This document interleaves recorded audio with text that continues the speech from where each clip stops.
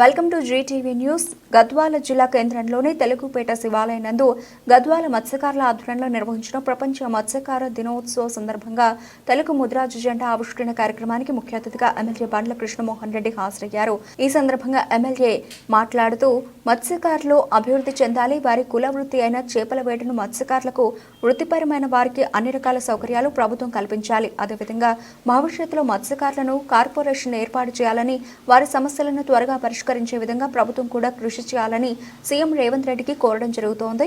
మత్స్యకారులకు ఎటువంటి ఇబ్బంది ఉన్నా తన దృష్టికి తీసుకురండి, ప్రత్యేకంగా వారికి తన వంతు సహాయ సహకారాలు ఎల్లప్పుడూ ఉంటాయని తెలిపారు.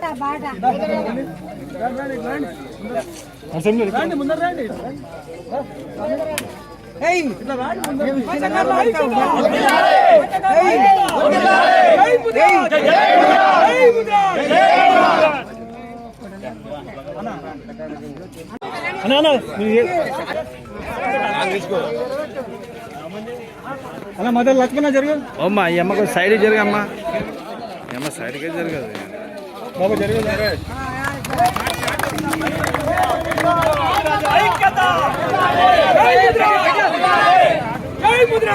మత్స్యకారుల దినోత్సవం సందర్భంగా వాళ్ళ గద్వాల నియోజకవర్గ మత్స్యకారులకు అందరూ కూడా నా ఉదయపూర్వ శుభాకాంక్షలు.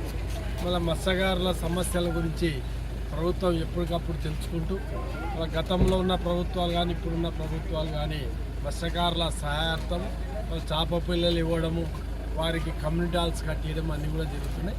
రాబో కాలంలో మత్స్యకారులను కాపాడుకునే బాధ్యత ప్రభుత్వాల మీద ఉంది. ఖచ్చితంగా నా వంతు సాయంగా నేను ఖచ్చితంగా మత్స్యకారుల తరఫున ఏ సమస్యలున్నా ఆ సమస్యలు తీర్చడానికి నా వంతు నేను ప్రయత్నం చేస్తాను.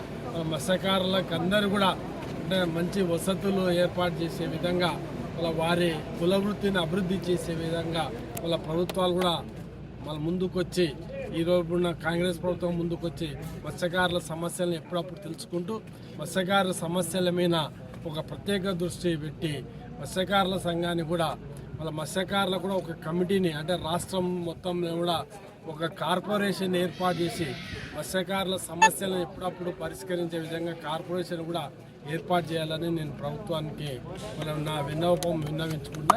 కార్పొరేషన్ ద్వారా వాళ్ళకి లోన్స్ కానీ ఏవి అని వచ్చినా ఆ మత్స్యకారులకు లాభం చేసే విధంగా వాళ్ళ కార్పొరేషన్ కూడా రావాలని మనస్ఫూర్తిగా కోరుకుంటూ గౌరవ ముఖ్యమంత్రి గారికి మీ తరఫున నా విన్నపం.